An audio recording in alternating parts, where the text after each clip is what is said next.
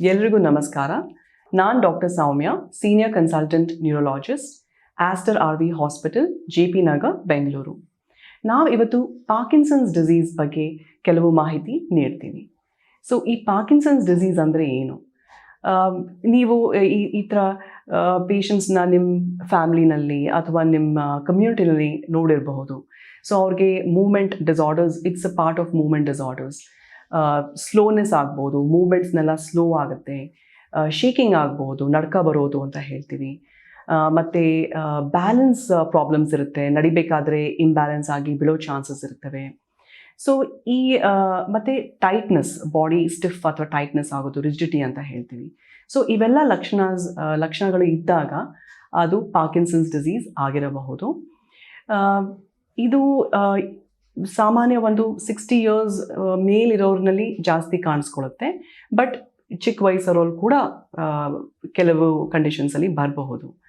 So ಈಗ ಅದಕ್ಕೆ specific ಕಾರಣಗಳು ಅಂತ ಇಲ್ಲ. ಇದಕ್ಕೆ ಬ್ರೈನ್ನಲ್ಲಿ ಒಂದು ಭಾಗದಲ್ಲಿ ಡೋಪಮಿನ್ ಅಂತ ಒಂದು ಕೆಮಿಕಲ್ ರಿಲೀಸ್ ಆಗುತ್ತೆ. ಇದರದ್ದು ಕೊರತೆ ಇದ್ದಾಗ ಈ ಸಿಂಪ್ಟಮ್ಸ್, ಲಕ್ಷಣಗಳೆಲ್ಲ ಕಾಣಿಸ್ಕೊಳ್ತವೆ. ಇದು ಕೆಲವರು ಸರಿ ಏನಾಗುತ್ತೆ, ಏಜ್ ರಿಲೇಟೆಡ್ ಫ್ಯಾಕ್ಟರಿಂದ ಈ ಥರ ಎಲ್ಲ ಸ್ಲೋನೆಸ್ ಎಲ್ಲ ಬರ್ತಾ ಇದೆ ಅಂತ ಟ್ರೀಟ್ಮೆಂಟ್ ಪಡ್ಕೊಳ್ಳೋಕ್ಕೆ ಡಿಲೇ ಆಗುತ್ತೆ ಸಾಮಾನ್ಯವಾಗಿ. ಸೊ ಇದಕ್ಕೆ ಟ್ರೀಟ್ಮೆಂಟ್ ಏನಿದೆ? ಮೆಡಿಕೇಷನ್ಸು, ಈಗ ಡೋಪಮಿನ್ ಏನು ಡೆಫಿಷಿಯನ್ಸಿ ಇರುತ್ತೆ ಬಾಡಿನಲ್ಲಿ, ಅದನ್ನು ನಾವು ಹೊರಗಡೆಯಿಂದ ಸಪ್ಲಿಮೆಂಟ್ ಮಾಡ್ತೀವಿ. ಲಿವೋಡೋಪಾ ಅಂತ ಮೆಡಿಕೇಷನ್ಸ್, ಓರಲ್ ಮೆಡಿಕೇಷನ್ಸ್ ಇರ್ತವೆ.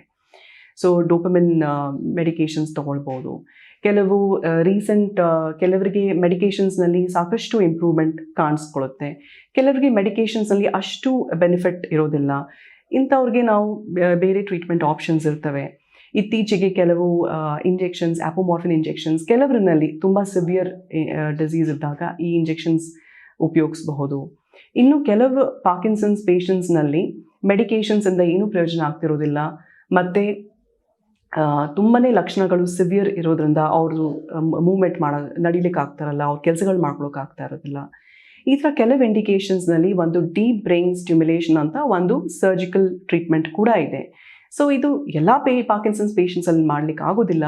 ನಾವು ಅಸೆಸ್ ಮಾಡ್ತೀವಿ ಇದರಲ್ಲಿ ಅವ್ರಿಗೆ ಉಪಯೋಗ ಆಗುತ್ತಾ ಇಲ್ವಾ ಅಂತ.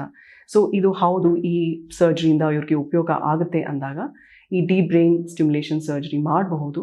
ಇದರಲ್ಲಿ ನಾವು ನ್ಯೂರೋ ಸರ್ಜರಿ ಮೂಲಕ ಬ್ರೈನ್ ಒಂದು ಸ್ಪೆಸಿಫಿಕ್ ಜಾಗದಲ್ಲಿ ಎಲೆಕ್ಟ್ರೋಡ್ಸ್ನ ಪ್ಲೇಸ್ ಮಾಡಿ, ಹೊರಗಡೆಯಿಂದ ಒಂದು ಬ್ಯಾಟ್ರಿನ ಪ್ಲೇಸ್ ಮಾಡಿ, ಅದನ್ನು ಸ್ಟಿಮ್ಯುಲೇಷನ್ ಮೂಲಕ ಇದು ಸುಮಾರು ಪೇಷಂಟ್ಸ್ ಇದನ್ನು ಆಲ್ರೆಡಿ ಮಾಡಿಸ್ಕೊಂಡಿದ್ದಾರೆ ಆ್ಯಂಡ್ ತುಂಬಾ ಬೆನಿಫಿಟ್ ಕೂಡ ಕಂಡು ಬಂದಿದೆ.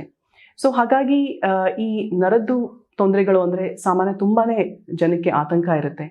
ಸೊ ಹಾಗಾಗಿ ಇನ್ ಟುಡೇಸ್ ಟೈಮ್ ಸಾಕಷ್ಟು ಟ್ರೀಟ್ಮೆಂಟ್ ಆಪ್ಷನ್ಸ್, ಅಡ್ವಾನ್ಸ್ಮೆಂಟ್ಸ್ ಎಲ್ಲ ಇದೆ.